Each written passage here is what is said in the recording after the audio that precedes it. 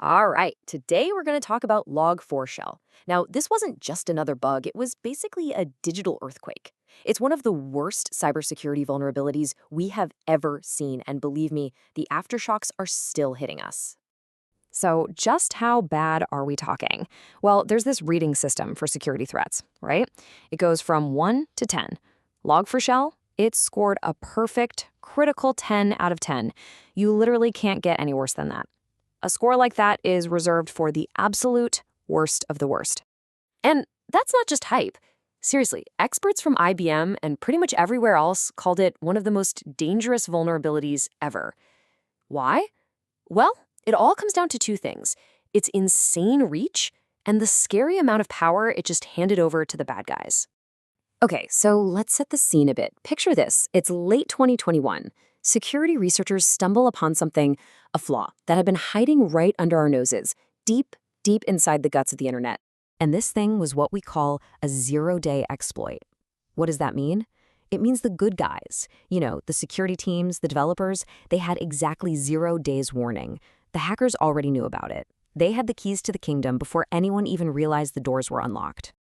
So to really get a grip on this threat, you have to understand the piece of software that was at the center of it all. And here's the crazy part. It's something most people have never even heard of, but pretty much all of us use it every single day without knowing. Let's talk about Log4j. It's a free, open-source tool. The best way to think about it is like a flight recorder, but for a piece of software. Its entire job is just to write down what's happening. Errors, what a user clicked, system stuff, that's it. It's just supposed to be a quiet observer taking notes. So who uses this thing? Well, pretty much everybody. I'm talking the biggest names you can think of: Apple, Twitter, Amazon, Microsoft. The list goes on. And millions of other apps, too. Because it was free and it worked really well, it ended up being baked into the very DNA of the internet. And that's why one little flaw became such a huge global disaster. Okay, so that brings us to Log4Shell. That's the official name they gave this specific vulnerability. This is the flaw that basically turned that quiet flight recorder into a willing accomplice for criminals. It let an attacker run any code they wanted on a system. In other words, they could get total control. So you're probably wondering, how on earth does a simple logging tool become a weapon this powerful? The answer is kinda terrifying in how simple it is. Okay, here's the heart of the problem. Log4j wasn't just writing down text, it was also interpreting it. So if it saw a message that was written in a very specific, special way, it wouldn't just log it, it would actually follow the instructions in the message. It completely mistook a malicious command for a harmless note. The whole attack breaks down into 4 simple steps. First, the hacker sends a sneaky, specially crafted message. Second, Log4j sees that message and thinks it's a command. Third, the application then connects out to the hacker's server. And finally, boom, it downloads and runs whatever nasty code the hacker wants. It's like sending a letter that tells the mailbox to go rob the house. And this is the weapon. Look at it. That one little line of text. That's all it took. When Log4j saw that string, it just followed the instructions, JNDI://LDAP, and went and grabbed code from that evil website and ran it. It was really, really that easy. And once they were in, the sky was the limit. An attacker could do pretty much anything. Steal all your data? Yep. Install ransomware and lock everything up? Absolutely. Take over the device and use it in a botnet? For sure.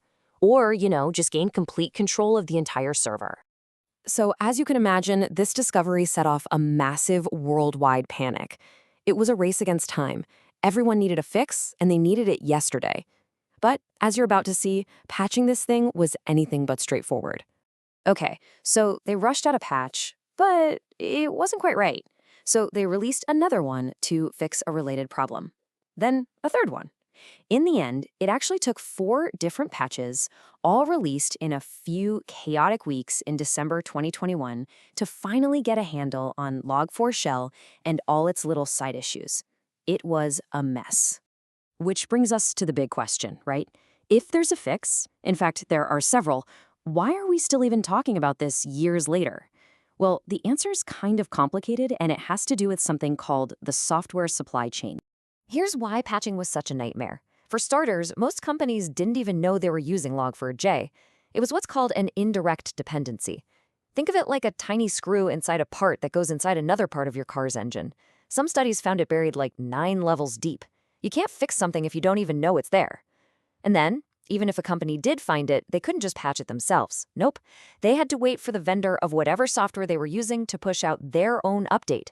It was a huge waiting game. And that brings us to today. You could say the main fire is out, but there are thousands of little embers still glowing out there, just waiting for a breeze to spark back into a full-blown inferno. Get this. This data is from almost a whole year after all the patches came out. And even then, a staggering 25%, 1 in 4, of all Log4j downloads were still for the old vulnerable versions. Think about that. That means brand new software was being built with this ticking time bomb already inside it. And we're not talking about a quick cleanup job here. The U.S. Department of Homeland Security went on record saying that because Log4j is buried so deep in so many places, finding and fixing every last copy, well, that's a job that could take at least a decade. A decade. Look, Log4Shell was a massive wake-up call for everyone. It really pulled back the curtain and showed just how fragile our digital world is, all built on these layers and layers of code we don't even see. And it leaves us with a really unsettling question.